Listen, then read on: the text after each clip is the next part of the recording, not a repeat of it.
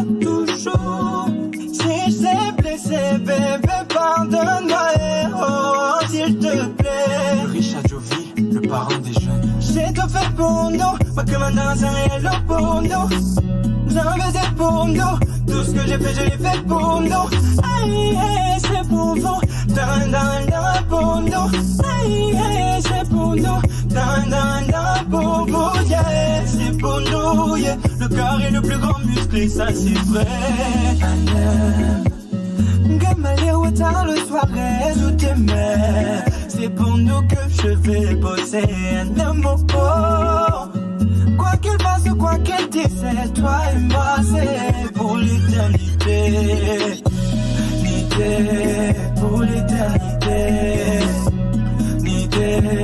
Pour l'éternité. Pour l'éternité. Pour l'éternité, bébé. L'oreille magique, Julien Guénet, Marlise et Samba Albertine Fouda. J'ai de l'amour dans un couplet, c'est l'unité. C'est mon bébé, son amour que comme il parle bipoter, tout ce qui compte, bébé, c'est nous. Son excellence, Tony Gervais, c'est notre chant d'amour. Gamalé au tard le soir, réseau demain. C'est pour nous que je vais bosser un amour. Quoi qu'il fasse, quoi qu'il dise, c'est toi et moi, c'est pour l'éternité. Pour l'éternité. Pour l'éternité. Pour l'éternité. Pour l'éternité, bébé. C'est pour nous, bébé. Je me bats toujours. Si je t'ai blessé, bébé, pardonne-moi, oh, s'il te plaît. Richard Jovi, le parent des jeunes. J'ai tout fait pour nous, pas que maintenant c'est réel pour nous. J'en faisais pour nous, tout ce que j'ai fait, je l'ai fait pour nous. Hey, hey, c'est pour vous, pour nous. Hey, hey, c'est pour nous, pour vous, yeah, c'est pour nous, yeah. Le corps est le plus grand musclé, ça c'est vrai. Gamalé au tard le soir, réseau demain. C'est pour nous que je vais bosser un amour. Quoi qu'il fasse, quoi qu'il dise, c'est toi et moi, c'est pour l'éternité. Pour l'éternité. Pour l'éternité. Pour l'éternité. Pour l'éternité, bébé. L'oreille magique, Julien Guénet, Marlise et Samba Albert. Chaque soir je rentrais.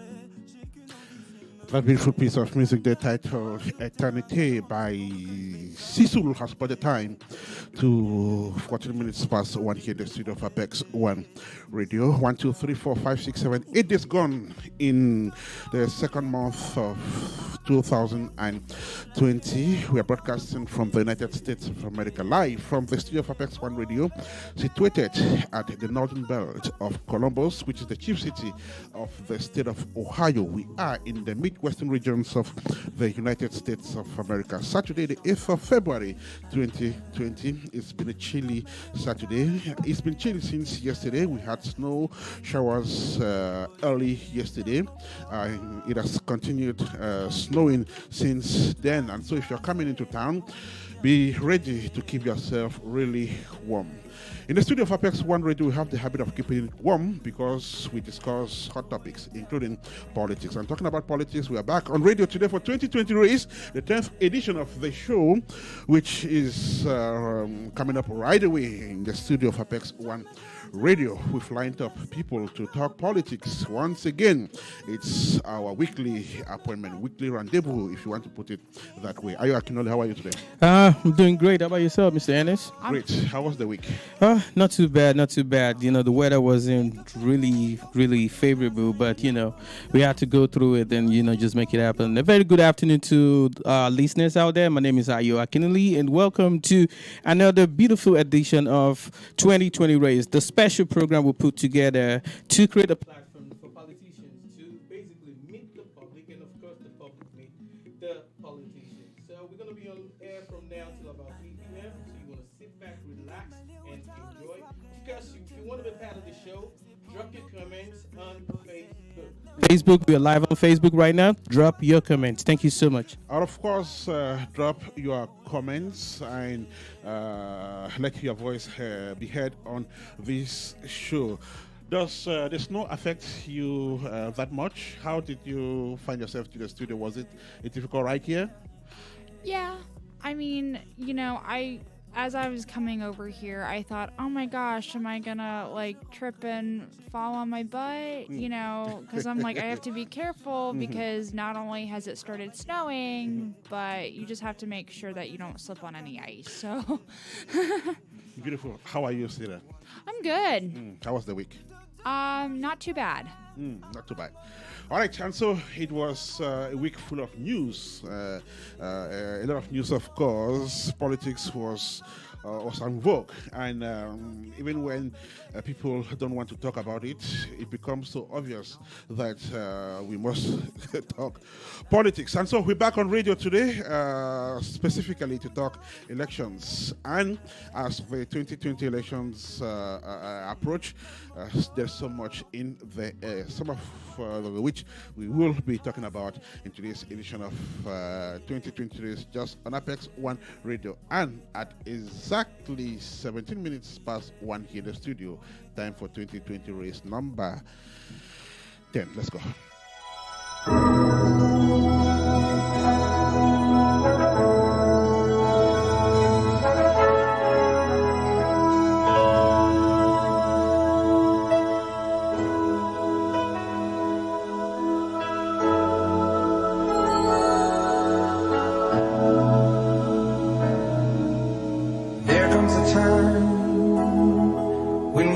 A certain call when the world must come together as one. There are people dying. Oh, and it's time to lend a hand to life, the greatest gift of all. We can go on pretending day by day there's a moment somewhere we'll soon make a change. We are a part of God's great big family, and the truth, love is all we need.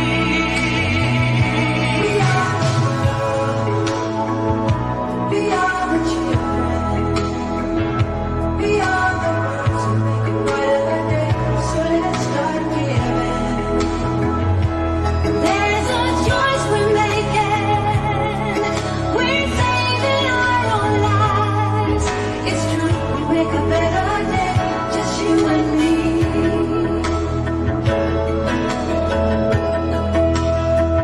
Well, send them your heart, so they know that someone cares, and their lives will be stronger and free. As God has shown us by turning stone to bread, and so we all must lend a helping hand. We are the world. We are the children. We are the ones to make a brighter day. So let's start giving. Oh, there's a choice we're making. We're saving our lives. Get through and make a better day, just you and me. Way down and out.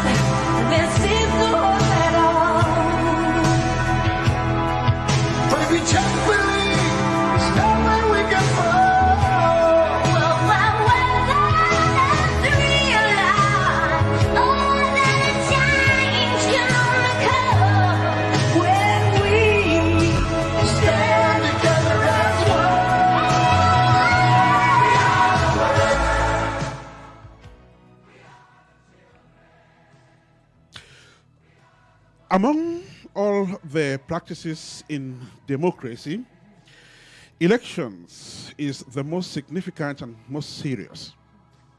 In fact, some observers have summarized democracy to elections. Before people lead from whatever position, they need to be elected. Elections at the end of the day become the surest way to climb the political ladder. Elections, however, mean everyone has a chance to be voted and to occupy any position of their choice, so long as they meet the requirements. And yes, once they meet the requirements, they proceed to run for office on a level playground. Hey, did I say level playground? That could be tricky. Do elections really happen on a level playground? Interesting but difficult question.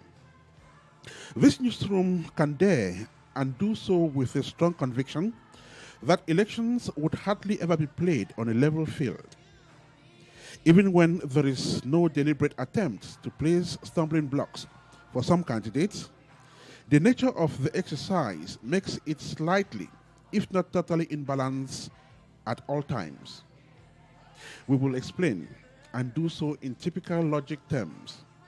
First, in a race in which there is an incumbent, the competition is indisputably in balance. Not saying there shouldn't be an incumbent, far from that. If there has been one, there is going to be. But also saying that with an incumbent candidate, there is bound to be overweight on one side.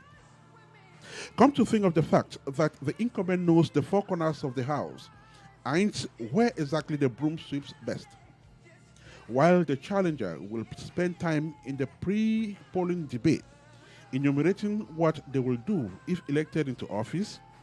The incumbent will be telling the electorate what they have already done. And guess what? If truly they possess this track record to show, the challenger is definitely in trouble. So, where is the level playground here? Secondly, some candidates cannot raise enough money for their campaign, while others secure a whole chunk of money. Their opponents operate with dry coffers, and in most cases, the latter would drop to the advantage of the former. It is no one's fault that the unfortunate candidate cannot raise enough money to support their mission. Neither is it anyone's fault, or neither are we blaming them. But logically, the fact that some can make more money for their campaigns than others mean that the playground is not level. This too is logic. In countries where democracy is crippling, a level playground in elections is far-fetched. In short, it is rare and even impossible, to put it in crude terms. Take the electoral law, for instance. They are usually crafted by people appointed to do so by the regime, system, or current leader. Such people would naturally craft the laws to favor the regime, its ruling party, and candidates to every election. Even when those bad laws don't favor, or even when the candidates whom the bad laws don't favor cry foul, they make frantic efforts for the laws to be fixed. But these laws are hardly fixed. So, elections after elections, those bad laws favor the candidates who appointed the people who made them. So how can this be said to be a level playground? Now, still in such countries where democracy is struggling, bodies or commissions put in place to run elections are fashioned to work in favor of whoever set them. They are corrupt, weak, and forced to validate only results that favor the one candidate or the person who appointed them. Crooked playground indeed. The terrain may not be too bumpy in the United States because checks and balances are put in place. Electoral fraud may not be too common. Corruption, however, is rare. But again, equality and equity is still a goal which has not been completely reached. Even the strongest democracy in the world, that is the United States, is still making frantic efforts to achieve this. And 100% equality and equity is still far-fetched. It is just a process, and it will just come in due course. And as the struggle to always make it better continues, remember that the ultimate goal is satisfying the people at the end of the day. After all, there is democracy because there are people. Democracy is meant for people, and it is meant for their well-being. Reason why?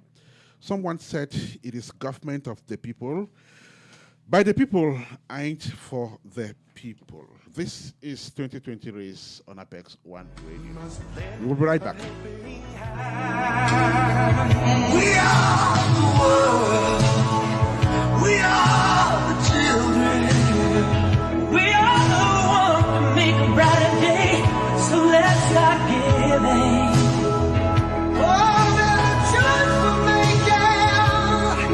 We're saving our lives. Get through and make a better day. Just you and me. Way it down and out, there seems to hold that on.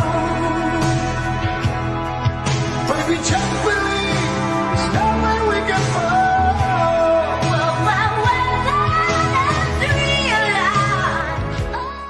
Welcome back to 2020 Race on Apex One Radio. This is the 10th edition of the show, which means that 2020 Race is 10 weeks old on Apex One Radio. And of course, the show focuses on elections coming up in the United States of America. We are told that the first of those elections will happen in March of this year. In the studio to present the show, we are Ayo Akinoli. Once again, welcome, Ayo. Yes, thank you so much. I'm glad to be part of the show. Okay, there is Sira Koma, who is our newest host. She's doing it for the second time. How are you feeling today?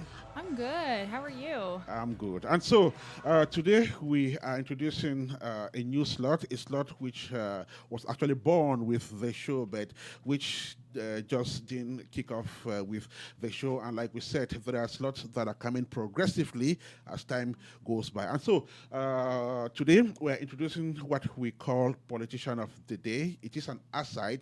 It is a digression from active politics and elections. But this slot is meant to pick out one politician and look at their parcours, how they got into politics, what offices they have occupied this far. This is also part of the education. And we are going to make sure that we pick politicians from all the divides: Republicans, Democrats, Independents, Liberals, and what have you. But there should be politicians who have contributed in one way or the other to develop the game of politics in the United States of America. And so Syria is going to be helping us with that slot. We don't know what she has in her basket today. So can you reveal the politician of the day, Syria? So I'm going to talk about Nancy Pelosi. Nancy actually, just like most of us, when you're starting your career out in politics, she just started volunteering. And then over time, she gradually moved up. She took after both her father and brother, who ran for mayor of Baltimore, because, she obviously grew up in Maryland. And then her father also ran for Congress and then won for that. And then she also, carries a tradition of politics in her family. And then eventually in 1971, she won her candidacy for Congress for California's 5th Congressional District. And she's a strong supporter of healthcare, housing programs, human rights, and the environment.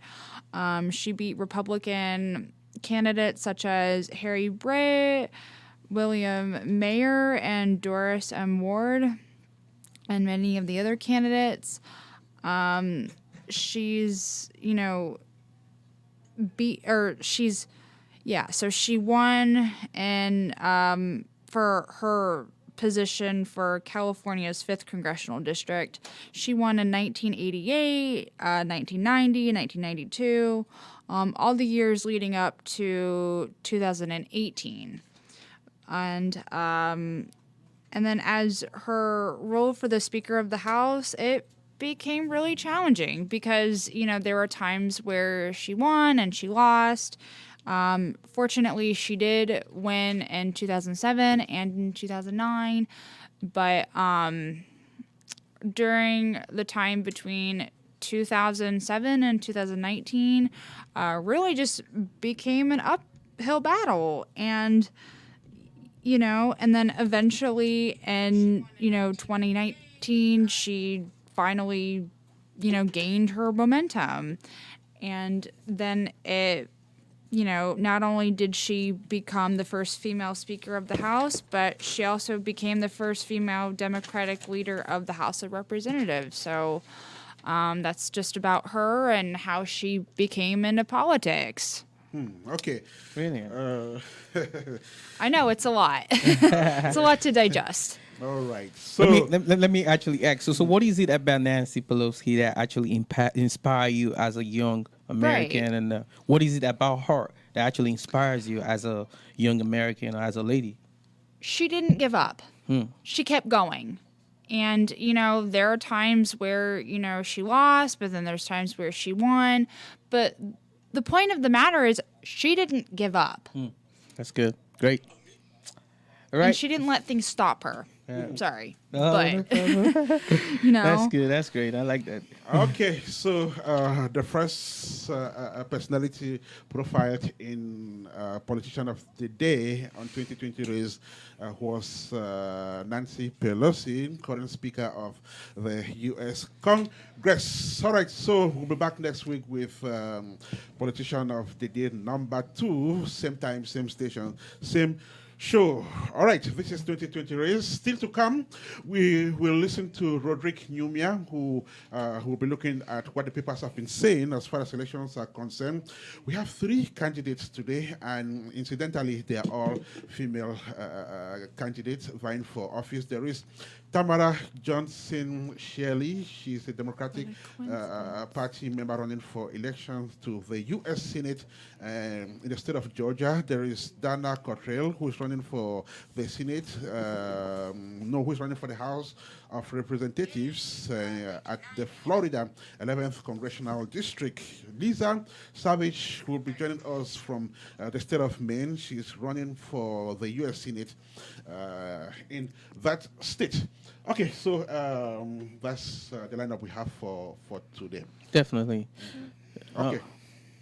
Let's have some music, then we'll be right back. Filled with politics, elections, of course, and candidates are out there canvassing for votes, talking to people, and, of course, looking forward to occupying elective positions. And so, what will the outcome be? Well, on the night of polling day, be it the ones that will take place in March or the ones that will take place in November, well, what will happen is definitely what will happen. Dana Cottrell is a Democratic Party candidate running for the U.S. House of Representatives for the Florida 11th Congressional District. She is our first guest in this edition of 2020 race. So, just what does she have on her platform, and what is she presenting to the public? Just how did she get into this? What motivated her?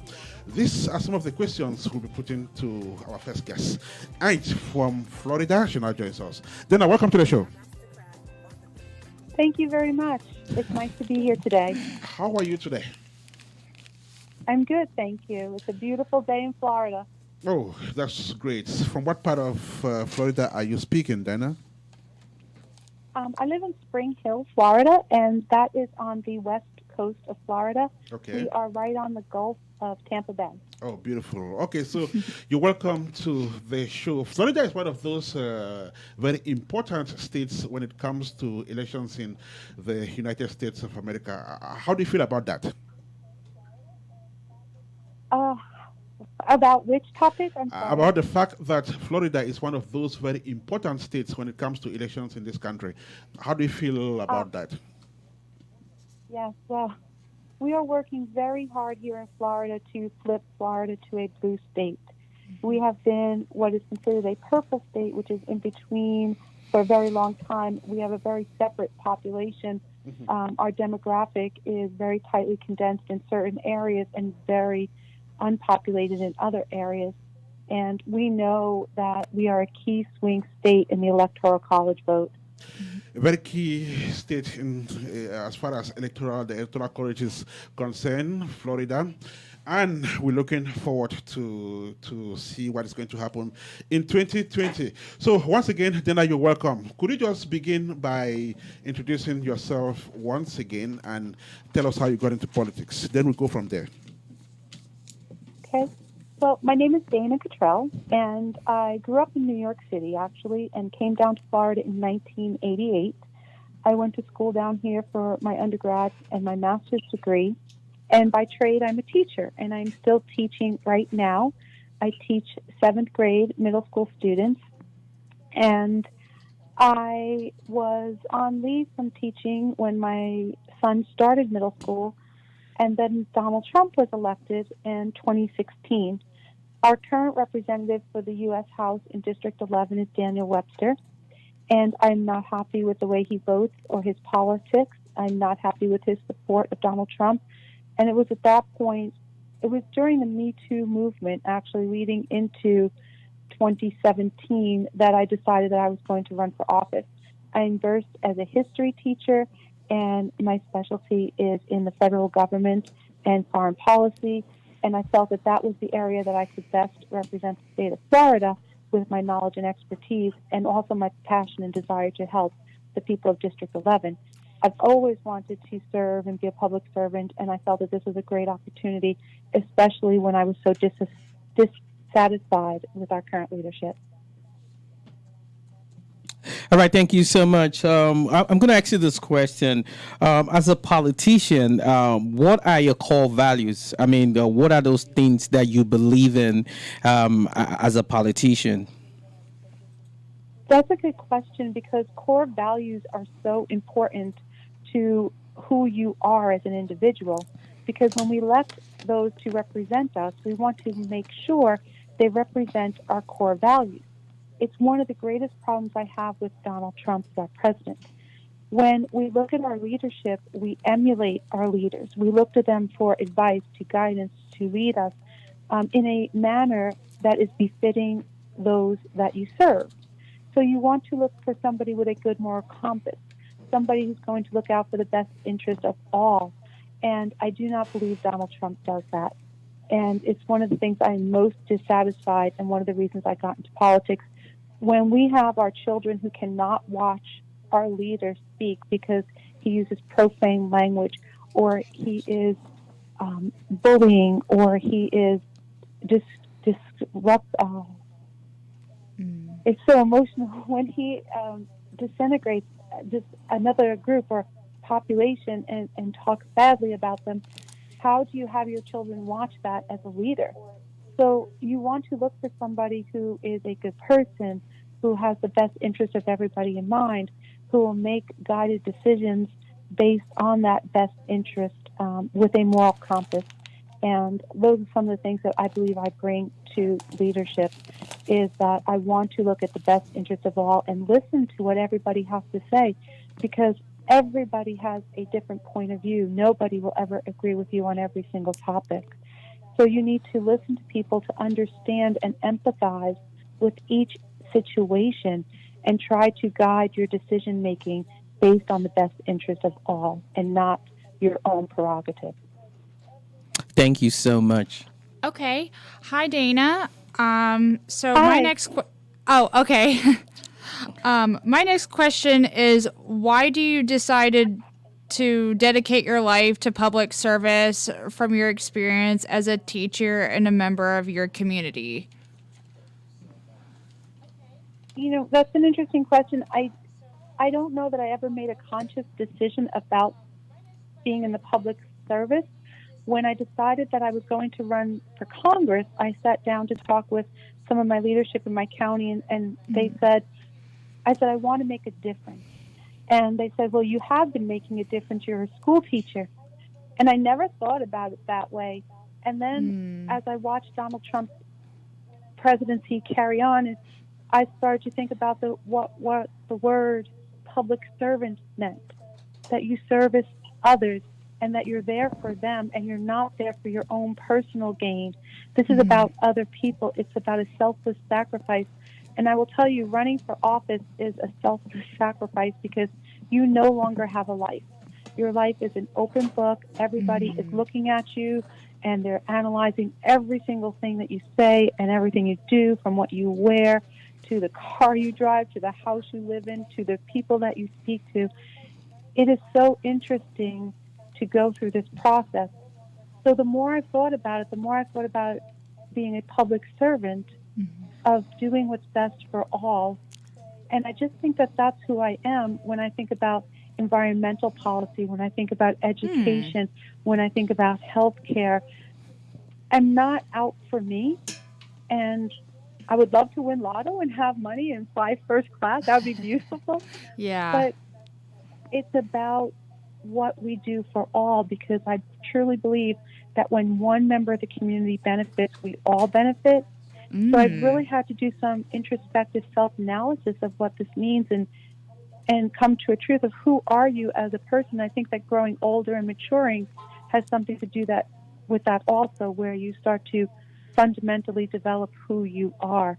And I don't know that Donald Trump is there as president that's, going through that, of understanding self-sacrifice for others and understanding an empathetic emotion for people who are going through difficult times, people trying to get to our country, immigration, people who are trans or gay, different races. I have friends of all races and nationalities and ethnicities. I had such a wonderful experience. I lived in Germany for 11 years and South Korea for 2 years. So it opened up new worlds to me. I remember the middle class and my parents, lower middle class, so struggling coming up, paying for my own education, having college debt. My husband went through cancer. You have all these experiences and they grow you as an individual, and you just want to be there for others to grow others as individuals too. And that's just important to me. All right, thank you so much. Yeah, one more question. My next other question, as a wife, mother, public school teacher, and an American, what are your top priorities and why? Well, my top priorities are, the first one I think is education. And it's not just about education of our children in the schools, but it's about also retraining for people for the future. So retraining for people in new job skills and job sets is so important, because as we go away from certain industries and open up new industries towards clean energies, especially toward the field of technology, we have a lot of Americans who are not trained for that. Also, we need to look at the type of industry we produce. Are we a manufacturing industry or are we a service industry? We have so many service industry jobs here in my district that do not produce income. So we have so many Americans in District 11 living at the poverty level or below, and they're working 2 jobs, but they're service industry jobs and they're at minimum wage. So that brings them below the poverty level. And many of these service industry jobs will not hire full-time because then benefits kick in. So they're in a very difficult situation without having an education or having the ability to retrain for a better paying job. So that's the adult area of it. But the school age area of it is we need to vest children in their education. Why am I sitting here learning what I'm learning? How do we get kids out of the classroom into real life situations? I could talk forever about education, but that is key going into high school, where kids have more choice in their career field choices earlier on, with mentorships and out of classroom experiences, so that they understand and value what they're learning in the classroom is applicable to what we're doing after school, after their school life. And this is so key in looking at other models, especially the models that they have in Germany of apprenticeship models where the business pays for the education of the children at a certain stage and the kids are out there, and this is when they get to 16, 18, of a more apprenticeship model, hands-on learning for the jobs and the skill sets that they will be using for the rest of their lives until they want to retrain and do something else. I really believe our models of education need to change, rethinking this curriculum structure, getting away from standardized testing. These are major issues that we need to deal with. All right, thank you so much. In case you just joining, it's still 2020 race on Afro. I'm on APEX1 Radio, and the studio time check is 49 minutes downside one. All right, Dana Kotel, I want to ask you a question. When you look at the Congress that we have right now, we have one of the most divided Congress, the nation have ever put together. What do you plan to do different, to make sure that, both parties are able to work together amicably, for the interest of the people? Because the reason why people actually voted for every one of the representatives and the senators for them to be able to pass meaningful, policies that will influence their life positively. So what do you plan to do to make sure that you're able to actually work, together with, other political parties, to, pass bills that are important to people? So if I heard the question correctly, and please let me know because I had a little bit of choppy conversation there, is that you're asking what are my plans to reunite the country if I get elected? Yes, especially the Congress. When you look at the Congress, like I said, it's one of the most divided the country has ever put together. So what do you plan to do, to change this narrative? Again, one of my main messages when I go out to speak to people is I tell them that the only person you will agree with 100% of the time is yourself. You're never going to agree with anybody 100% of the time.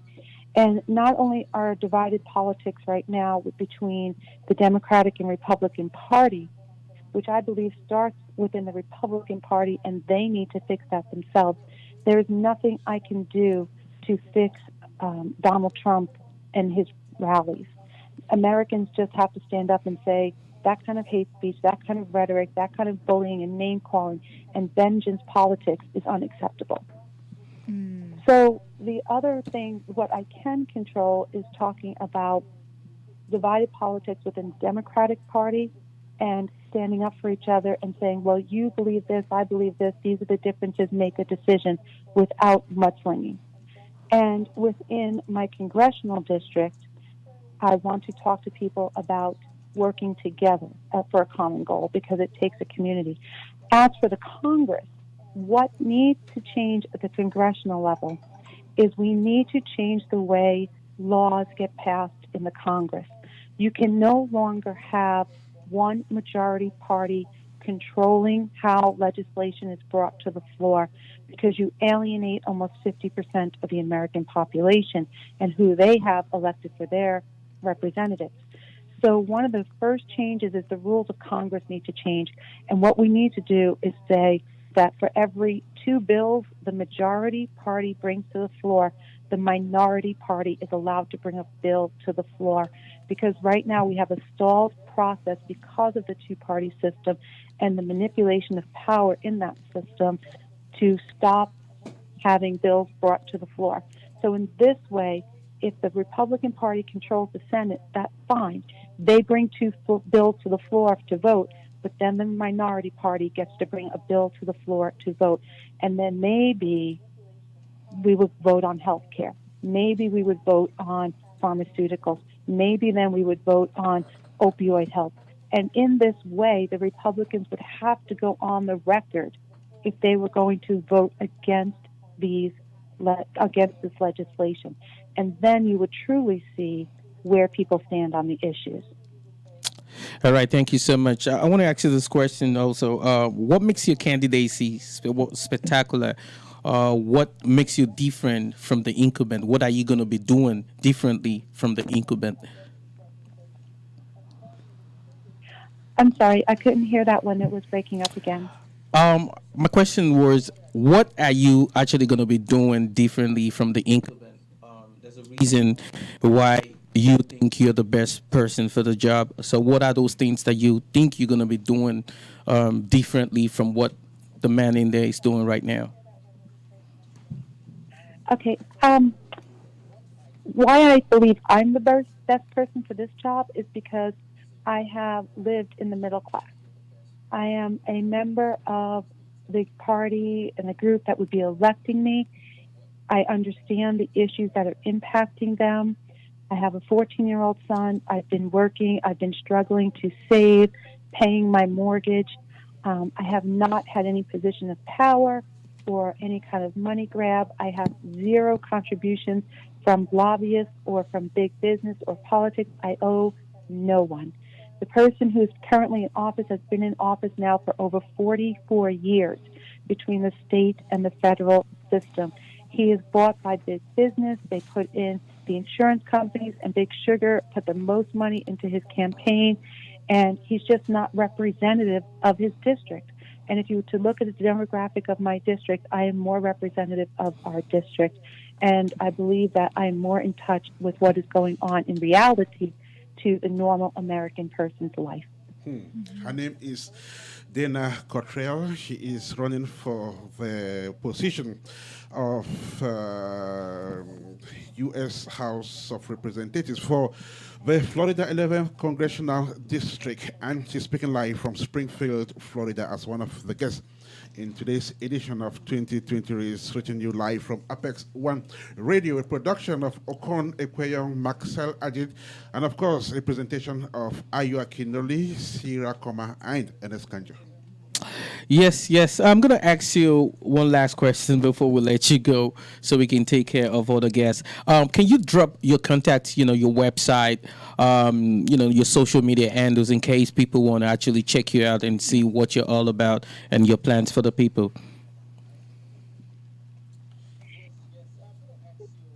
When you're speaking into the radio microphone, I can hear so much clearer, but you keep chopping up when I'm trying to... Okay, yes.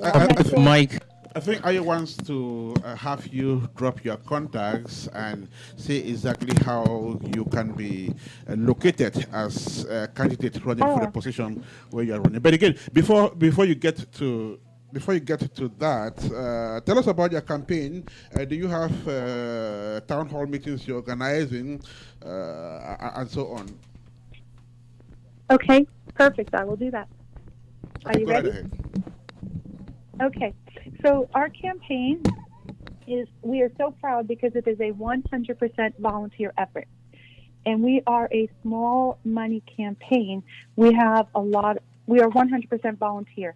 So we seek out those people who would like to be involved in the political process.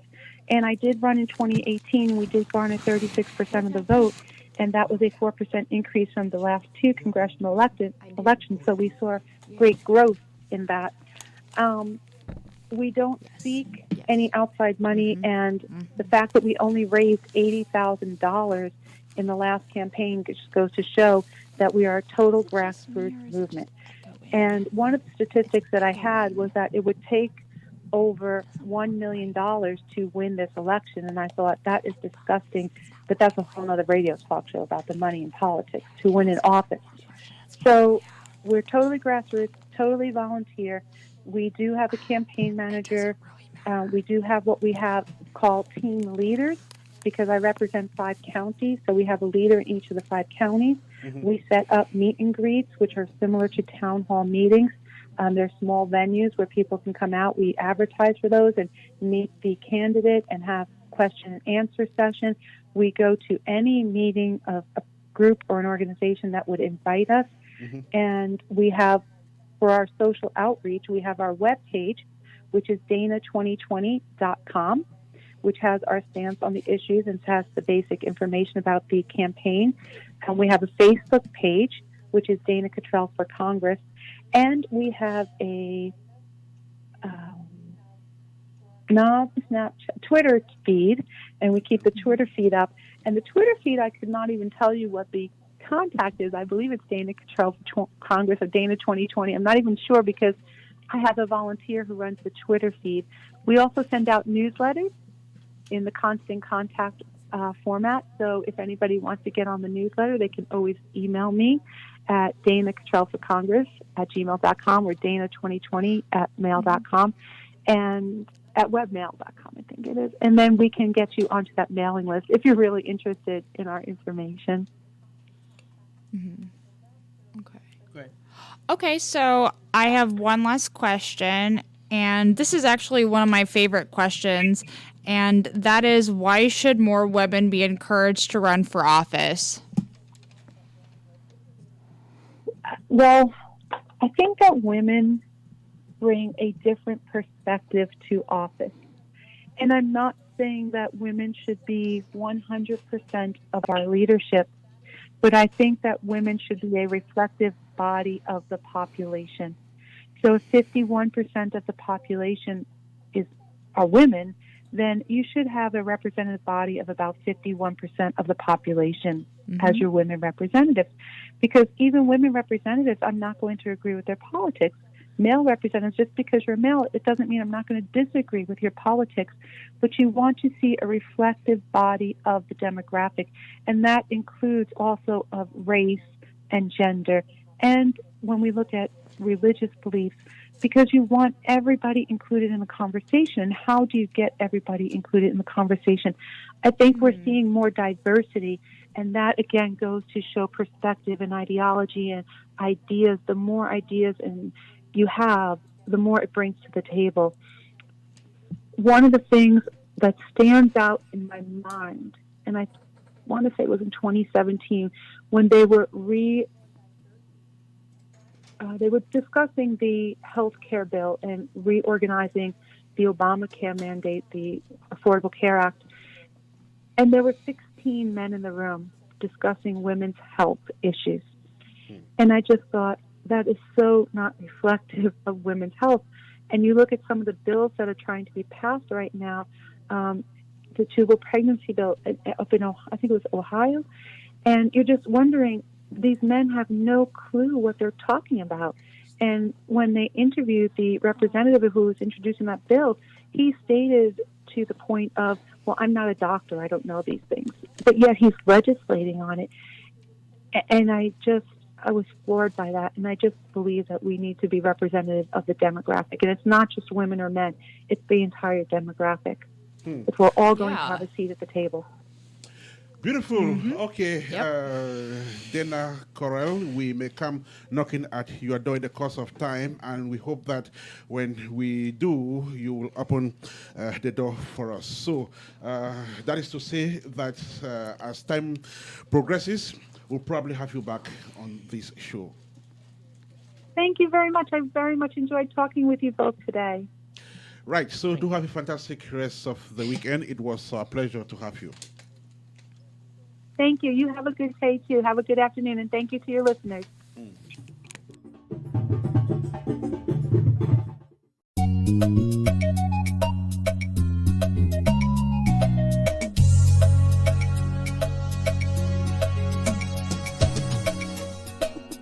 Contrairement à ce que l'on croit, c'est l'agriculture aujourd'hui très fatiguée qui se repose sur l'avenir de ce pays.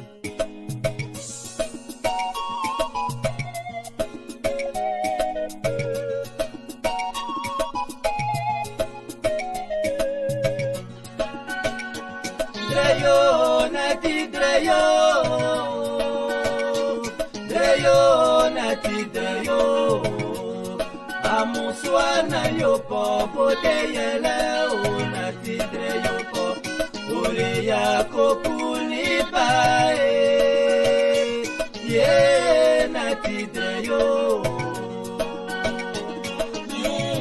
On a travaillé, souffert, on a souffert. Les discours, les promesses m'ont échangé. Pitié, on pensait à nous.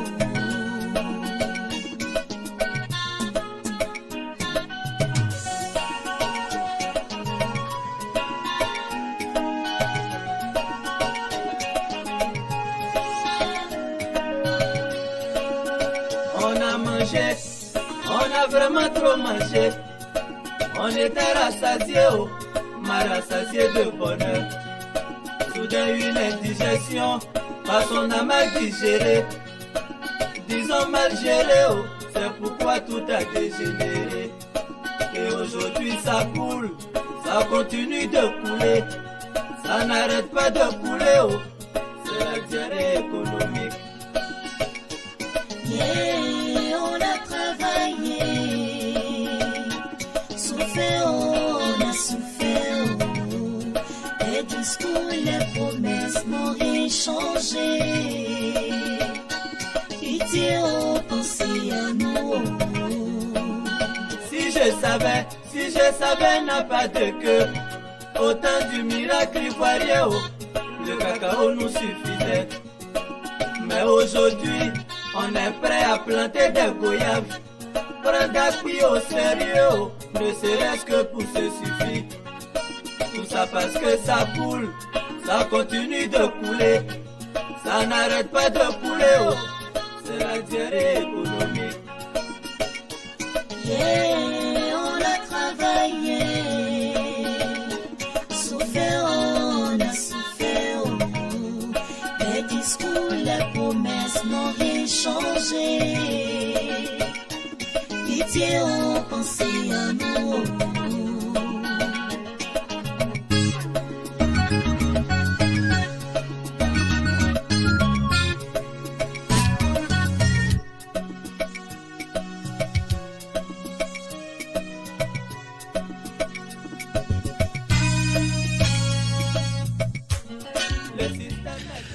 Diarrhea Economic is a Zulu piece which was done so many years ago. Very political. If you listen closely to the lyrics, you would understand what I mean. And so we're talking about politics. Politics is virtually everything.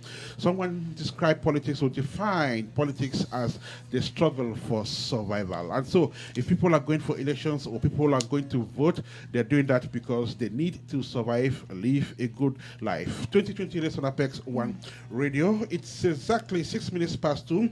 Time for us to look at what the papers have been saying, at least for the past 7 days. And to help us do that, Roderick Numia is joining us on phone. Roderick, welcome to the show. Thank you, Ernest. Good afternoon to everybody. Good afternoon to every listener, and good afternoon to everybody in the studio. So, Roderick, it's been 7 days since we last saw what the papers were saying. And so, 7 days on, what are they saying this time? It's been a very busy week in the political scene. The papers have been very busy. In preparation for this show, I had to look at the latest published story this morning because up to last night, the news wires were still very busy. Mm-hmm. So I'll give you a quick rundown of how the week went when it comes to politics. On Monday, we had the Iowa caucus. On Tuesday, the president gave a State of the Union speech. On Wednesday, he was acquitted in the Senate. And yesterday, we had a presidential debate in New Hampshire. So it's been a jam-packed week. Virtually every story that was published on Monday almost looked old to me this morning because a lot has happened after that. Right. Notwithstanding, all the papers and the media landscape is very polarized this week. I'll break it down for you. All the papers had major stories, New York Times, Washington Post, The Inquirer, including USA Today. They had a story, and all was geared towards painting a picture of the first primary elections that happened in Iowa. And as you can tell, they are very divided when it comes to perspective. Now, mostly liberal media is focused on, outcome. What was the outcome of the Iowa caucus? Now, we realize that the results are officially published, and New York Times has like a breakdown of everything on its website. And it happens that Pete Buttigieg came out victorious because he amassed the highest amount of delegates, 13. Bernie Sanders came next with 12 delegates. Elizabeth Warren of Massachusetts came out with 8 delegates. Joe Biden, 6, and Amy Klobuchar with 1 delegate. That's coming from the New York Times. Now, I was reading a story on FoxNews.com by Sean Hannity, and he took it on a different level. Putting it such that making people like Bernie Sanders and Elizabeth Warren, who are people in the left wing of the Democratic Party, some people call them Democratic Socialists, um, basically painting a picture to say socialism doesn't work in America and it's not going to work. That is why Bernie Sanders and Elizabeth Warren did not come top of the pack when they came to the Iowa caucus. And same in the conservative media this week. If I don't know if you watched the State of the Union speech, but after the president was done presenting this speech to the joint session of Congress, the Speaker of the House ripped the speech that was handed over to him by the president. That has been a major talking point in the conservative media this week. They think the Speaker of the House does not respect all the people that the president was paying tribute to when it came to presenting the State of the Union speech. And another thing that is popular in conservative media this week, and this was in the Washington Inquirer, is the fact that the Iowa caucus 2 days down the road did not have a clear winner. So they were mocking the Democrats in that write-up, saying, hey, is it the Russians this time around? What's going on in Iowa? And as it stands as of yesterday, the debate in New Hampshire was very divisive because everybody had to throw a pitch and come up like the perfect candidate for the second round. Not second round, but for the second caucus in the season. But the polling is showing that Bernie Sanders is at the top of the pack in New Hampshire. Pete Buttigieg is second. Joe Biden is third with 14%, and Elizabeth Warren is number 4 with 12%. It's still, the week is not over yet. I know our show is up at 3 or 4 p.m. this afternoon, but there's still major development as the campaign stops happening all over the state of New Hampshire today. Back to you, Ernest, in the studio. Thank you so much, Roderick Numia, for that very rich package. And we learned from you that there was so much in the news, so much that the papers couldn't pick up everything, because Monday it was the Iowa caucuses, Tuesday State of the Union address, Wednesday acquittal of Donald Trump, Thursday, or was that yesterday? New Hampshire presidential debate. So it's been really, crowded week as far as politics is concerned.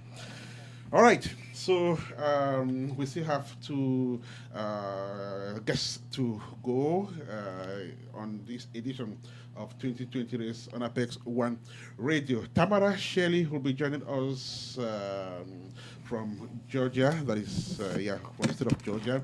We also have Lisa Savage, who will be joining the show from the state of Maine. This is 2020 race on Apex One Radio. Just before we get on our candidates, I want to share this with you. Our first speaker mentioned $1 million to be able to win elections in this country. That's, of course. That's enormous. It's elections so and does it mean that if you have that money, you are guaranteed to win elections? No, but at least you can put the right machinery in place. You can afford the right machinery in place to propel you to achieve your dream. Because it takes money. You're gonna have to do a lot of jingles, do a lot of advertisements. You're gonna have to put boots on the ground. There's so many things you're gonna have to do. And of course, you need money behind you. People want to see, your. But I'm still going to ask this question, which I don't know, it may be a stupid question, but now what about the candidate who is loved, naturally loved by the people? They like him, yet he doesn't have money. Of course, we've seen candidates like that, one on different different occasions. That's why they go for, fundraising by reaching out to their fans, and most of the time, like people like someone like Bernie Sanders claims, he's not backed by big corporations, and he basically says that his source of funds comes from his his followers, his lovers, his fans, people that believe in his political ideology. So I think it's all about if you're truly loved by the people, of course, people will do anything they can to get you in there to represent them, because they know you're going to give them the right representation. So, of course, like you said, elections are very, very expensive. It's not something that Okay, you want to add something to that? Yeah, I agree that when you're running for office, it's expensive, and you have to find ways to campaign and fundraise, and it's hard. And my experience volunteering for local elections, I know firsthand what that's like, and it's hard. All right, so it's hard if you don't have the money. That's why my editorial has said it's not always a level playground, because some people have the money, others don't, and so we've seen candidates who drop along the line because they don't have the money. No offense. Right? Yes. But also, I don't think that it should stop you from running. Okay. Of course. I mean, like, I know Senator Tina Maharath, and she ran for office, but she didn't have a lot of money to run, but she still kept going. Okay. All right, keep going even when you don't have the money. 2020, let's on APEX1 Radio. We'll be right back. Bird Sky on the beat. Say one for the money, two for the dough, three for the shorty. Now I don't blow. One for the money, two for the dough, three for the shorty. Now I don't blow. One for the money, two for the dough, three for the shorty. Now I don't blow. One for the money, two for the dough, three for the shorty. Now I don't blow. She told my love that love. She talks out the cocoa. She want know the cocoa. But I want to give you some love. She talks out the cocoa. She still want know the cocoa. If money no day, now wait till she get up. She tell me say she go run away. She go run very far away. As the rubber don't day, the baby come the mail. See the baby don't come again. You don't forget back in the days. I've been the beg you to try. Reason with me. If I don't get today, I go get them tomorrow. I be you one make a die. It no easy for me. If I don't get today, I go get them tomorrow. Say one for the money, two for the dough, three for the shorty. Now I don't blow. One for the money, two for the dough, three for the shorty. Now I don't blow. Say one for the money, two for the dough, three for the shorty. Now I don't blow. One for the money, two for the dough, three for the shorty. Now I don't blow. You see this life, love is so. I remember the month of December. No loving, no caring, no tender. You rejected my love cause I was broke. I've been the enter Okada high. From me to Mata straight to Alaba.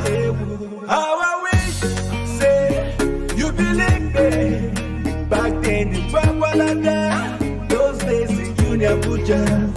You insist, hey, you don't need me. Can I try everything to spend my life with you? Yeah, I've been the beg you to try. Reason with me. If I don't get today, I go get them tomorrow. I be you one make a die. It no easy for me. If I don't get today, I go get them tomorrow. Say one for the money, two for the dough, three for the shorty. Now I don't blow. One for the money, two for the dough, three for the shorty. Now I don't blow. Say one for the money, two for the dough, three for the shorty.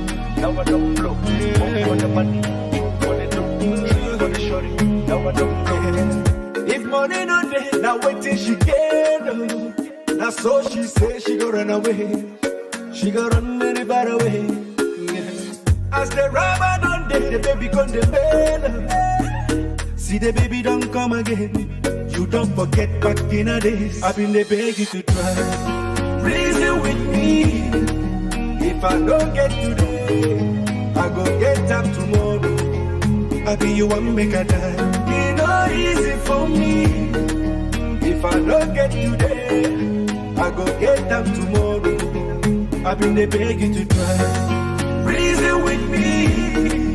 If I don't get today, I go get up tomorrow. I be you one make a time. It no easy for me. All right, beautiful piece of music from P2P2. Yes, that's a beautiful Afrobeat music. And of course, studio time check is 19 minutes past 2, and we are moving straight up to the next guest. And our next guest, is nobody else than Lisa Savage. Lisa Savage, she's from Maine. Of course, I'm going to give her the opportunity to introduce herself to the public. But of course, she's from Maine, and she's actually running for election into the Senate to represent the people of Maine. Permit me to welcome live on the show, Lisa Savage. How you doing? Hello. Hey, Can you hear how me? you doing? Yeah, I can hear you now. Good, you? I'm doing great. Thanks for joining us in today's edition of 2020 Race. So I want to use this opportunity to give you that privilege to introduce yourself to our listeners. Thank you for having me on. My name is Lisa Savage. I'm running for the U.S. Senate seat of Susan Collins as a Green under ranked choice voting here in Maine. I'm a school teacher. I work in a very low-income part of Maine with families that are struggling to survive in this economy. I've been a political organizer for several years, organizing against the wasteful Pentagon budget that eats up so much of our federal budget each year, and while people are going hungry and unhoused and without proper medical care. And I also, more recently, in the past few years, have been organizing about climate emergency, what to do about it, and how the Pentagon contributes quite a bit to climate change and global warming. Great. So let me ask you this question. What actually inspired this election run? Why are you trying to run to represent the people of Maine? What inspired that? Yep. Well, a couple of reasons. As I mentioned, I'm a school teacher in a part of Maine that's been struggling economically for a long time. I see the people around me have a very hard time making it, even if they work really hard and do everything that they try to do to take care of their families. They often cannot do so. So that's very motivating to me. Another factor is that we have ranked choice voting. So running as a candidate for one of the corporate parties would not interest me in the least. However, running as a Green with the values of the Green Party, I feel that those values are very consistent with my values, and I think, and so I'm motivated to give it a try. I don't know how much people know about our ranked choice voting law. There are some cities in the country that have ranked choice voting, but Maine is the very first state in the union to have ranked choice voting statewide. Thank you so much. Hi, Dana. Sorry, Lisa. I got you confused Hi. from a different candidate. My apologies. But my question that I want to ask you is, as a candidate running as an independent, why are policies such as the Green New Deal, healthcare, education, and jobs are human rights to you? Yeah, thanks for asking that question. A Green New Deal is originally a Green Party idea that's been out for a few years.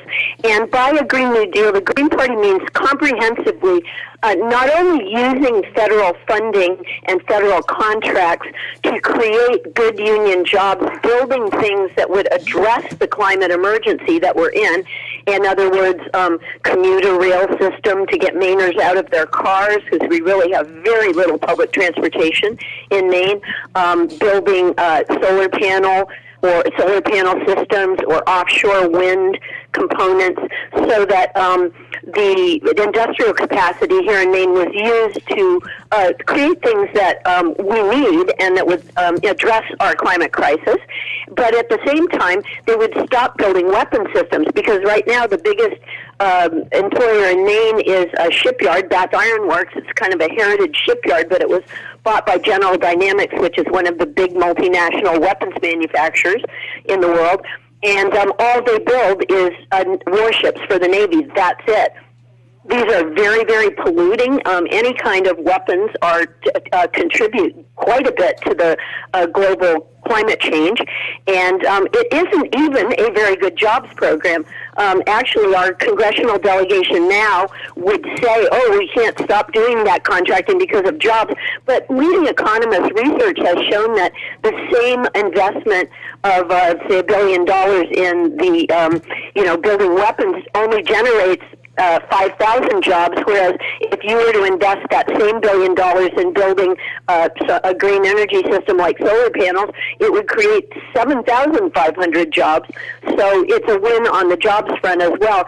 A real Green New Deal would also include transforming our energy generation systems so that they were more local, that the energy was not only generated locally through solar or wind or hydropower, other renewable resources, but would also be used locally, because when you transmit electric energy over long distances, much of it is lost, and people that want to profit off selling the energy do that, but we would be much better off to have microgrids that were locally owned and operated by the consumers, that were responsive to the energy needs of the local community, and then those microgrids could hook up to other microgrids and make a bigger grid for sharing when that was necessary. Regenerative agriculture is also part of a true Green New Deal. In other words, farming practices that improve the soil rather than depleting it and filling the soil with pesticides and artificial fertilizers and so forth. So a Green New Deal is a rather comprehensive plan that could address a lot of the problems that we're dealing with here in Maine. Medicare for all, I think everyone in the country agrees that we're the only rich country on the planet that doesn't have public health care, and our health care costs are exorbitant. They're like 30% higher than they need to be. And also, many, many people that do not have health insurance through their employer do not have adequate health care. Many of the people that live around near me get their health care in the emergency room because they don't have primary care, and when something becomes a medical crisis, that's where they go, including dental care. Very few people that live around me have adequate dental care. So that's also a very important plank in my platform. And then fully funding public education. As I said, I am a school teacher. I plan to retire at the end of this school year if I get on the ballot. And the underfunding of public education throughout my lifetime is really a shame. This country can afford to fully fund public education, and especially public higher education. People should not be graduating from a state university burdened with thousands of dollars in debt, starting out their life with this, struggling under the burden of debt. Maine is an asylum state and a welcoming state for immigrants and refugees. We call them new Mainers, and they've been a great benefit to our state. Our state is very old, and we need younger people here, and the new Mainers, for the most part, are very hardworking, and whenever I speak to them about what their priorities are, they always say education. They're very interested in the educational opportunities for their children, and I think that society benefits when we educate everyone to the extent that they're able to, participate in higher education. Most other wealthy countries in the world educate doctors and engineers and so forth because society needs people to do those jobs. So that's why those three are the sort of top priorities for my campaign. Okay. And then my next question here is, how do you think you can reach voters across the aisle during your campaign trail with both the Republicans and the Democrats? How do I think I can reach voters across the aisle? Was that your question? Yes. Yes. Yep. Okay. Well, under ranked choice voting, you do not have to limit yourself to the sort of false dichotomy of the two corporate parties. The Democrats and Republicans make a great fuss about being different from each other, and there are some differences, but they both take money from the same corporations. And their policies, when they go to vote on the biggest military budget ever, they all vote for it. Maine has 2 Democrats, a Republican, and an independent as our congressional delegation. They all voted for the biggest military spending bill ever a couple of months ago. And so because I am a viable third-party candidate, and because we do have ranked choice voting, the way that works is this. When people see the ballot for the Senate candidates, they would see the incumbent, Susan Collins. She's the most unpopular senator in the country at this point. And they would see whoever the Democrats are going to nominate, and they would see my name, and they would see also some other independent candidates that aren't affiliated with any party. And the voters can rank the candidates in the order that they prefer. So they could put me as their first choice, they could put an independent as their second choice, and so on down the line. Most people who are going to put me as a first choice will not put Susan Collins as a second choice because we are diametrically opposed on most policies. So my presence in the race as a strong progressive is likely to bring out voters that wouldn't come out to vote for one of the corporate candidates. Exit polls indicate that a strong progressive will bring new voters out that weren't going to vote. And then also, very few people that rank me number 1 are going to rank the incumbent number 2. So there's an incentive for the progressive candidates to kind of work together and be friendly with each other. Last night I was out in Portland, Maine, campaigning and collecting ballot access signatures, and one of the Democratic candidates, Betsy Sweet, came to the venue where I was, and we greeted each other, and she said, "Isn't ranked choice voting great because we don't have to be against each other?" Because Betsy Sweet and I have very similar platforms in many ways, and someone who would want to vote for me first would very likely want to put Betsy Sweet second, or vice versa. So neither one of us would want to alienate the voter base of the other candidate. So it's kind of a new approach to thinking about beyond bipartisanship, I think. All right, thank you so much. In case you just joined, it's 2020 race on APEX1 Radio, and I want to use this opportunity to thank those that are listening on our website, those that are listening to the TuneIn app, and those that are joined through Facebook. We want to appreciate you all. And of course, we are still talking to nobody else than Lisa Savage, right? All right, I want to ask you this question. When it comes to your candidacy, what makes your candidacy spectacular? Why should people vote for you? Well, they should vote for me because I am not a quitter, and I've been a strong voice advocating for the things that I believe in for some years now. Many people in Maine know me because of that. I've been a school teacher, and that's helpful in knowing, what the people around in Maine want and care about. I also, before I became a school teacher, I was a small business owner in central Maine. For 7 years, I ran a family-owned business, so I understand the struggles of the small business owners, and many of those people are the job creators here in Maine. But one thing that I think people should really keep in mind is that as a Green Party candidate, I have sworn not to accept or to solicit donations from corporations, corporate executives, corporate lobbyists, the PACs that launder corporate money. So I will not be beholden to general dynamics when I am making a decision about how to vote in the U.S. Senate. I will be representing my constituents in Maine. Maine is a relatively small population. We have a little over 1 million people. So every senator in Maine is not representing millions and millions of people. They basically would be representing 500,000 people. And I think it's possible to really know what your constituents care about, what they want, what they're struggling with. And I think that I would be an articulate voice to represent their point of view in Congress. Thank you so much. Over to you, Okan. Hey, Miss Lisa, it's Okan. How you doing, man? Miss Lisa, can you hear me? Yes, I can hear you. Hey, I hope everything is going okay. Hey, I just have one question. Let's talk about immigration issue real quick. What is your stance on the immigration issue? Well, I'm very dismayed by the immigration policies of the current administration.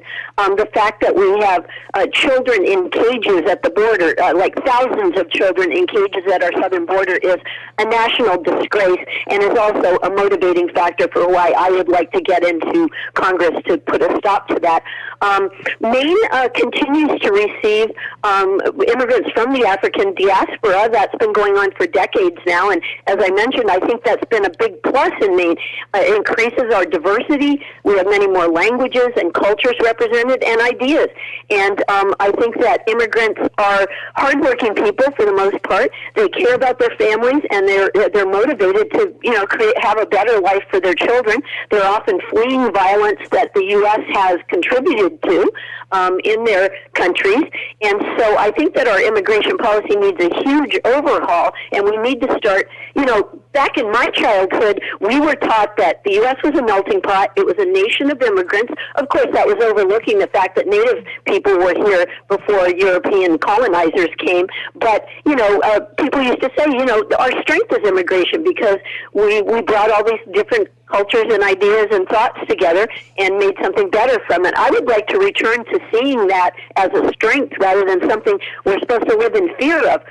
Why would you be afraid of immigrants? These are people that have worked very hard to get their family to a safe place. So I see immigration as a strength in Maine and in the U.S. generally. All right, thank you so much. Before I let you go, can you drop your contacts in case people want to actually read and check you out and see what you're all about, your manifestos, your plan for the people? How can they reach out? I want you to drop your website address and, your social media handle so people can, follow you and, check you out. Yes, thanks for asking. My website is Lisa for Maine. That's spelled F-O-R and then M-A-I-N-E. .org, and you can, of course, find more on the issues and more about me as a person there on the website. We love to have volunteers, either in Maine or outside of Maine. Lots of people are helping us because Senator Collins is so unpopular, and so we are on Facebook as Lisa Savage for U.S. Senate. We're on Twitter as Lisa for Maine. We're on Instagram as Lisa for Maine, and we welcome your feedback on our website. You can leave a message for us. You can make a donation to help us. Right now, our big hurdle is getting on the ballot. We have to collect 2,000 signatures from registered Greens in Maine to give us permission to be on the ballot, and we have to do that during winter. It started January 1st, and we have to turn them in by March 15th. We just had a huge ice storm yesterday. Well, for about 48 hours, we had a huge snowstorm that turned into an ice storm. So the weather is very challenging. Travel is very challenging. But we are determined to get those signatures, and we're making good progress. We have lots of volunteers in the field working, and so we appreciate support. So again, that's Lisa for F-O-R Maine, M-A-I-N-E .org. All right. I want to use this opportunity again to thank you so much, ma'am, for being part of the show. And of course, in the nearest future, we're going to need you back on the show. And of course, I know you're going to say yes to us. And I want to use the opportunity again to wish you congratulations on your retirement. We're going to let you go right now so we can continue with the other guests. Thank you so much for joining us.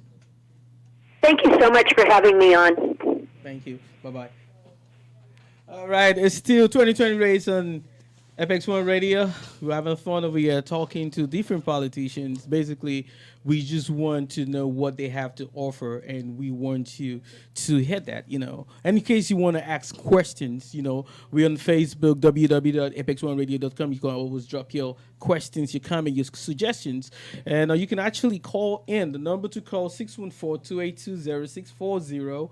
And the other number, I do not know off. And no, it's right here, actually, 614-500-1232. We are going to go for a musical break. When we come back, we are going to talk to Tamara.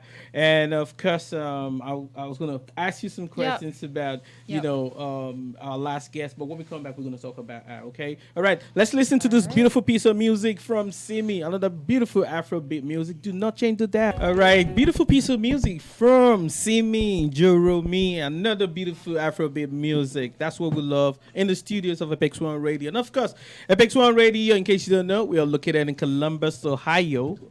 You know, in case you want to stop by and check it out one of the states, you can always do that, you know. Of course, the APEX1 Radio, the station at the junction for your maximum satisfaction. We're moving on to the next guest, but she needs to put some things together. We're going to call her back in the next few seconds, and we're going to bring her live. Our next guest is Tamara Johnson Shelley. And she's a Democrat. She's running for election to the Senate in the beautiful state of Georgia. What is it about Georgia that you love? What is it about Georgia that you like? Oh man, it's the beautiful weather. Atlanta, there's a lot to do. It's a very diverse. Yeah, very very diverse area. Definitely. Yeah, I love Atlanta. I love it. One thing about Georgia that I like is the hospitality. I think people over there are just nice. You know, I don't know. I've been to a couple of states in a country, but with the feeling that the acceptance that I get when I get to Georgia is a little bit different. And definitely, it's a football state. I'll tell you that. Yes. I know. Yes, Sierra. Let's talk about our last guest, Lisa Savage. You know. Yeah. You know. I like her plans. What is it about her? You know, we have three, actually, all our guests today are women. So it's a women's world, you know. So it's your world. What is it about her that actually inspires you as a young woman, you know?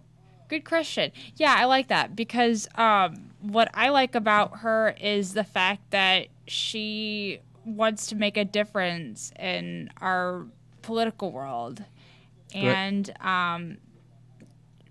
women like her is what inspires me to maybe possibly thinking about running for office one day, is being that face and that inspiration to run for office.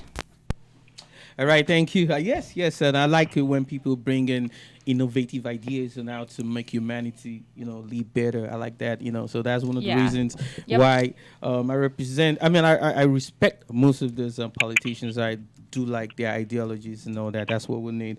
And of course, like I told you, we are moving on to the next guest. So our next guest, like I said, is nobody else than Tamara Johnson Shelley.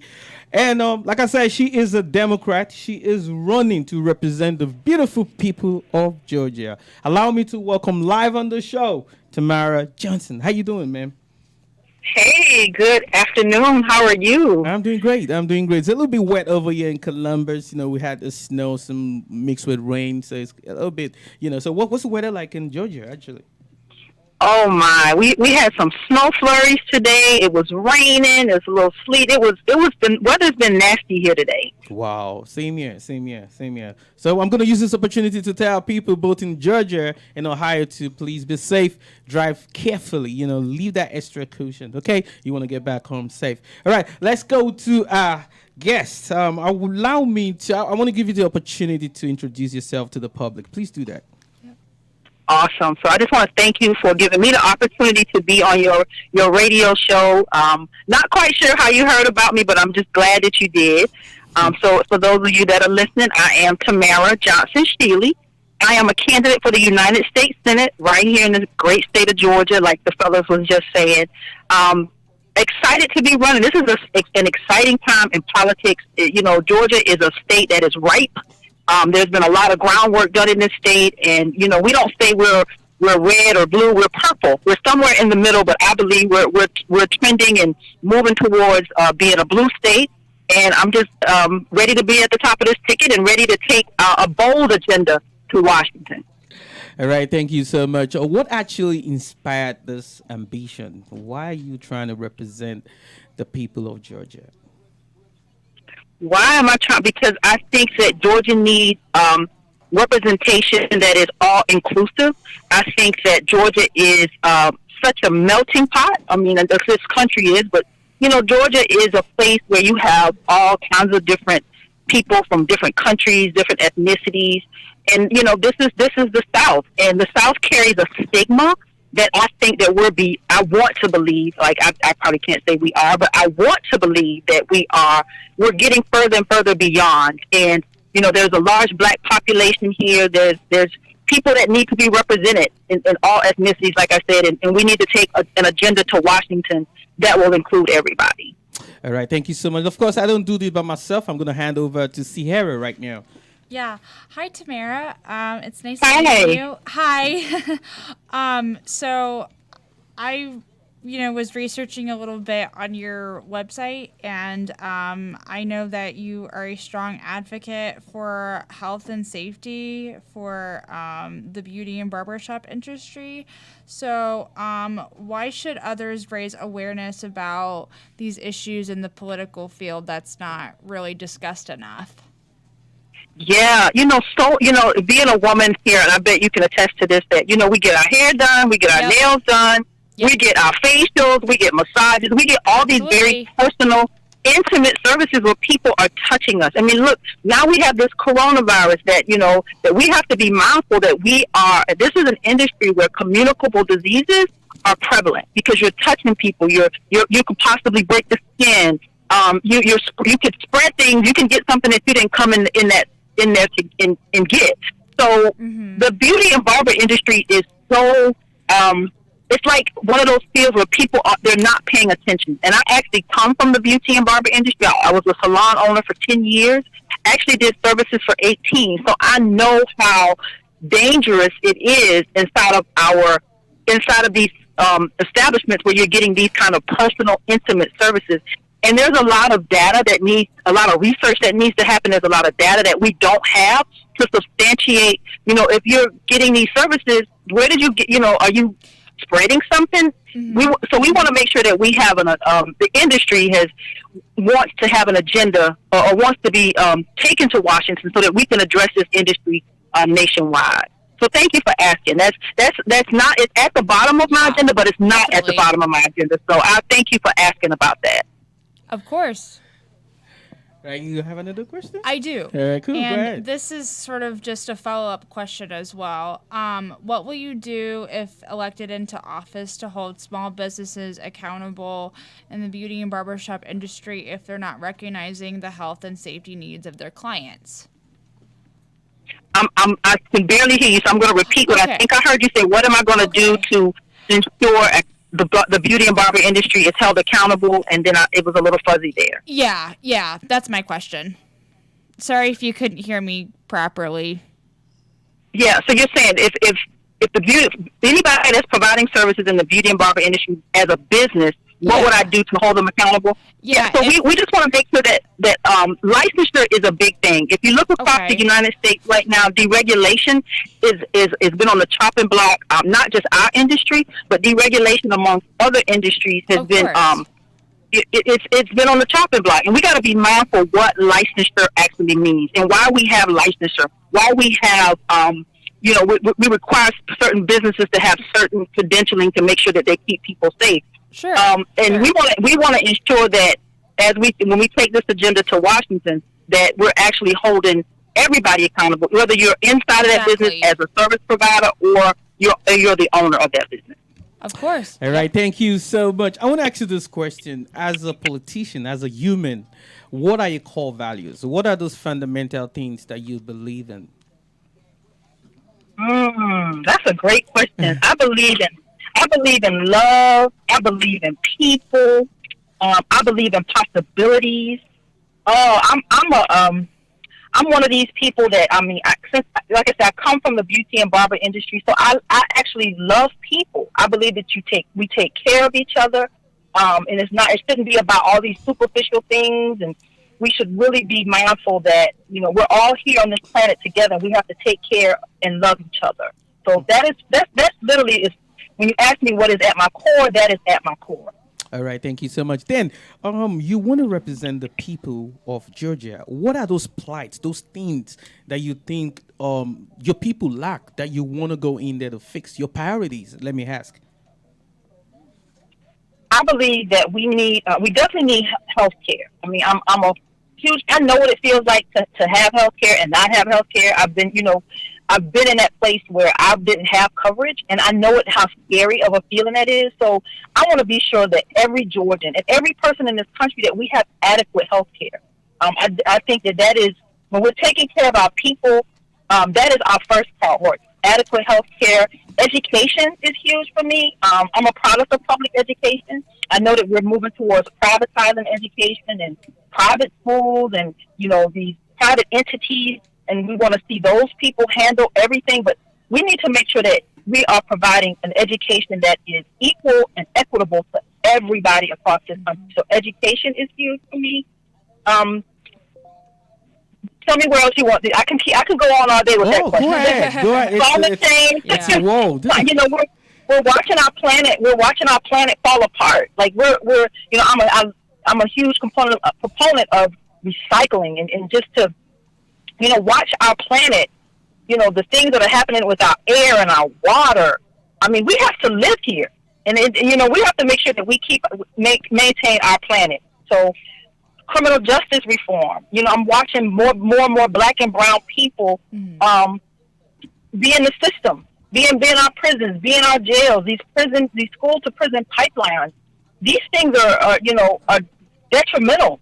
So I'm passionate about, you know, all of those things. Raising the minimum wage. There's too many people now that are, you know, we're amongst the working poor. I mean, we can't survive off these wages, and while everything else is going up in price. So we have to be mindful that we have to pay our people. If you work a 40-hour week, you should be able to live in these United States.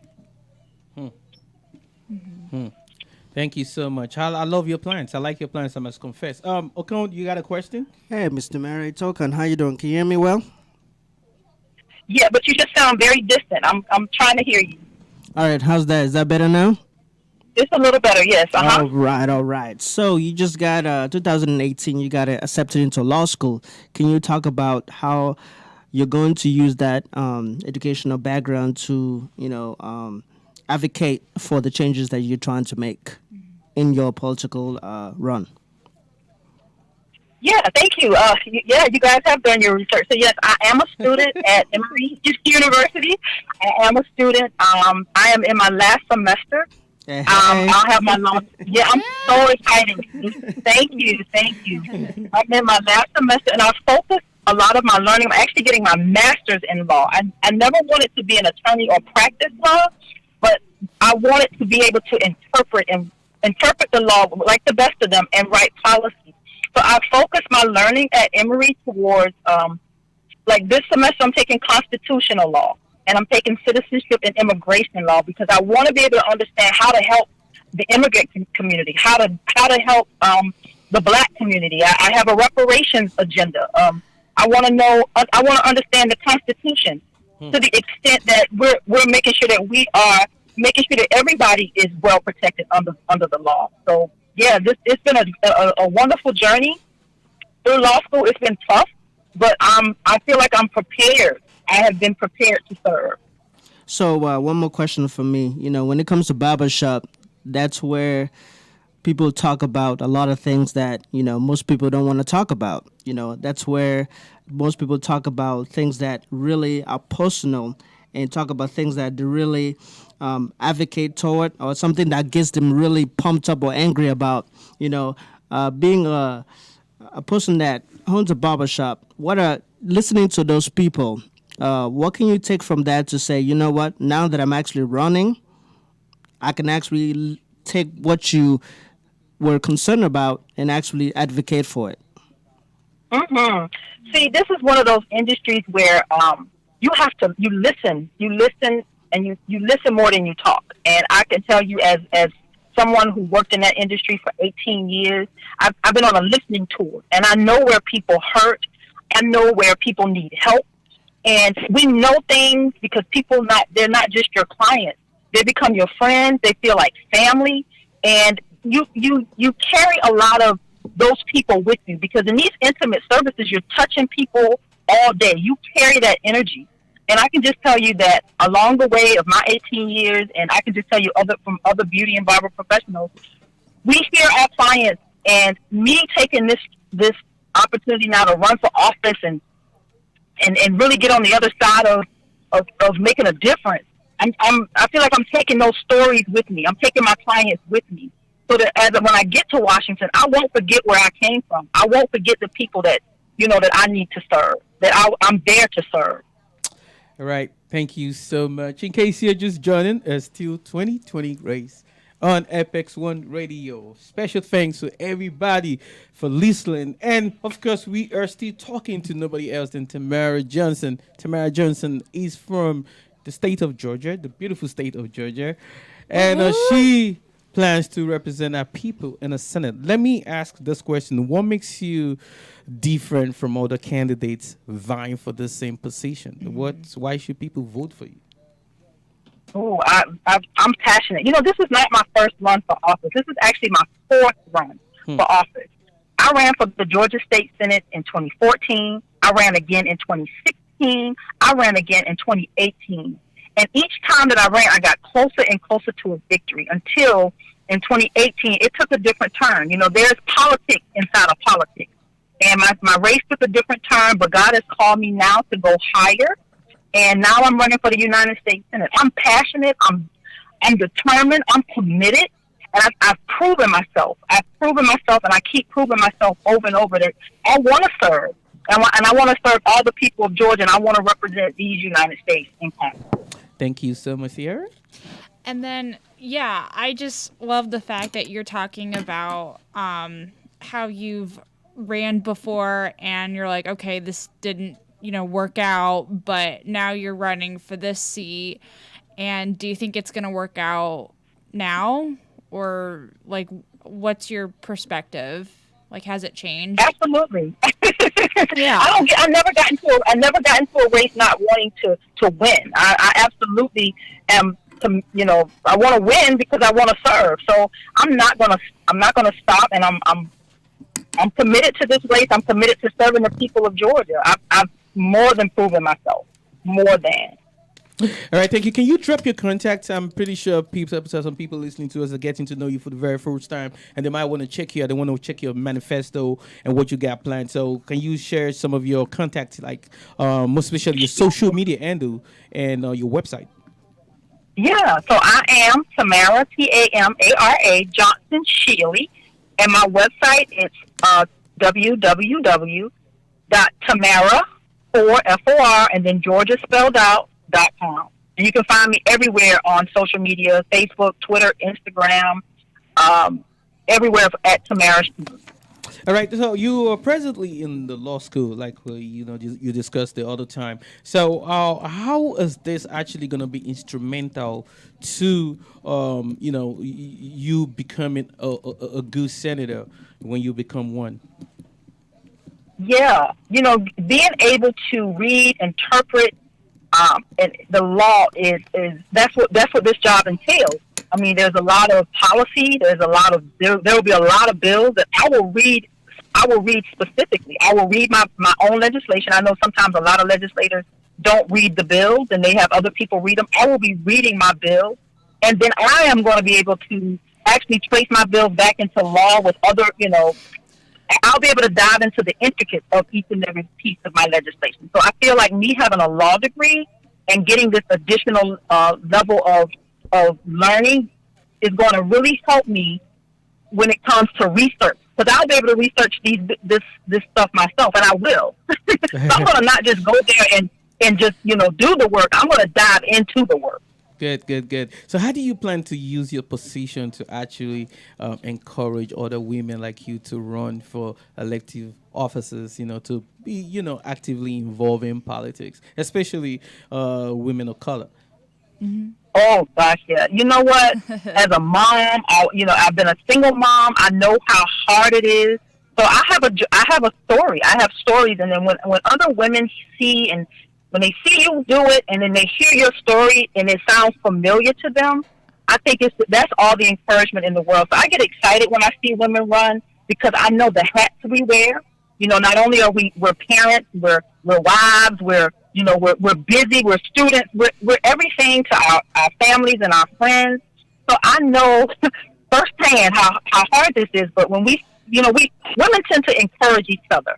That's one thing about being a woman that I think I love is that we really kind of encourage and nurture each other and push each other. So, yeah, I think when they see me do this, and as women see me do this, it'll encourage them to run too. Beautiful. You got one more question, Sarah? I just danced to that comment. I swear. It's your world today. And the funny thing is we have all three female guests today. So it's Sierra's world today. So you're free to dance. But my last question is, it is important to have education, a little bit of education background, but do you think that you have to have a law degree to be, a successful candidate running for office?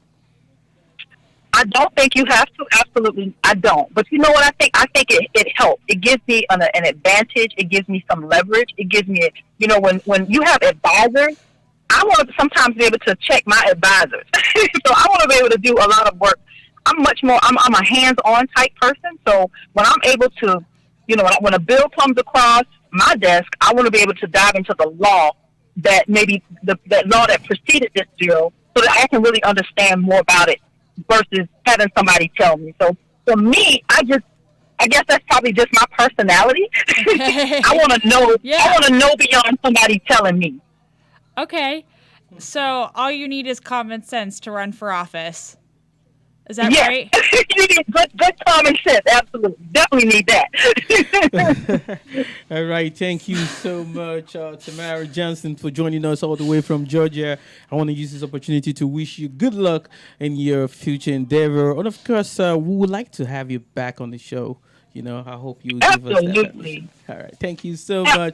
I don't know if you have any last word you want to drop for the people, our listeners, our fans, before you go. Yeah, I just want to encourage people to get out and vote and be specific about who you give that vote to. Your vote is your power, and demand something for that vote. It's an exchange. You don't give that vote away. When you go to the polls, you make sure that everybody that you're voting for has something for you. So I encourage people to vote, but demand something for that vote. All right. Encourage people to vote and demand something for that vote. Thank you so much again, Tamara Johnson. I wish you a good rest of your day. Thank you, sir. I appreciate it. Thank you, guys. Thank you. Bye-bye. All right. Yes, we are done with our guests. Actually, still time check is 3 minutes downside. 3. And what is it about Tamara that actually, inspires you? As a lady, I always ask the question. You legit just saw me dancing to when she said, all you need is common sense to run for office. Yeah. You do not need a law degree. Yeah. I was like, yes. Yeah. And she's definitely right. You don't need, all you need is, like she said, common sense. And of course, you want to be as close as possible to your people, so their plight. You raised the point. She actually owns a salon where people come and talk and gossip. Yeah, barbershop, and that's what So barbershop is where people let their voices be heard. And any male that goes to the barbershop, you're going to talk about things that most people don't want to talk about. It's quite relatable. Beautiful, beautiful. All right. Everything that has a beginning must surely have an end. We have gradually come to the end of this week's edition of 2020 Race. I want to say a big thank you to everybody that listened, those that joined through the website, those that joined through the Facebook. Of course, you can always ask any questions. You can always post comments. You can always give us suggestions, advice, whatever, you can always drop that. Big thank you to the producer, Ajay. Big thank you to Akon, our field chief resource officer. A big thank you to Sierra for co-hosting with me today. And of course, and as Kanjo the boss just stepped out. I don't know, you have anything to say before we go?